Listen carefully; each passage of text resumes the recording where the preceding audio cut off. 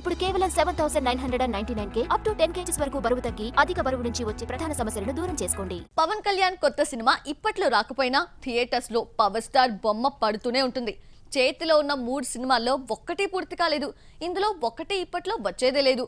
అయితే ఫిబ్రవరి 7న పాత సినిమానే రీ రిలీజ్ పేరుతో ముందుకు తెస్తున్నారు. పవన్ ఇప్పట్లో సెట్స్ పైకి రాకపోవడంతో హరిహర వీరమల్లు తీస్తున్న క్రిష్ లేడీ ఓరియంటెడ్ మూవీ తీయాలన్న ఆలోచనలో ఉన్నాడు. ఉస్తాద్ భగత్ సింగ్ డైరెక్ట్ చేస్తున్న హరిశంకర్ రవితేజతో తీస్తున్న మిస్టర్ బచ్చన్ తో బిజీ అయిపోయాడు.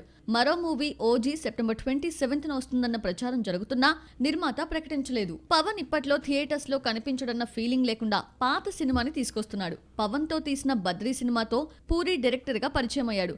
మళ్ళీ 11 ఏళ్ల తర్వాత ఇదే హిట్ కాంబోలో కెమెరామెన్ గంగతో రాంబాబు వచ్చింది. పవన్ కళ్యాణ్ జర్నలిస్ట్ గా నటించిన కెమెరామెన్ గంగతో రాంబాబుకి బైఫర్కేషన్ దెబ్బ కొట్టిన మంచి వసూలు రాబట్టింది. పవన్ ప్రకాష్ రాజ్ మధ్య డైలాగ్స్, చివర్లో జనాలను ఉద్దేశించి మాట్లాడే సీన్స్ హైలైట్ గా నిలిచాయి. పవన్ తో తమన్నా జోడీ కట్టగా మణిశర్మ మ్యూజిక్ ఇచ్చాడు.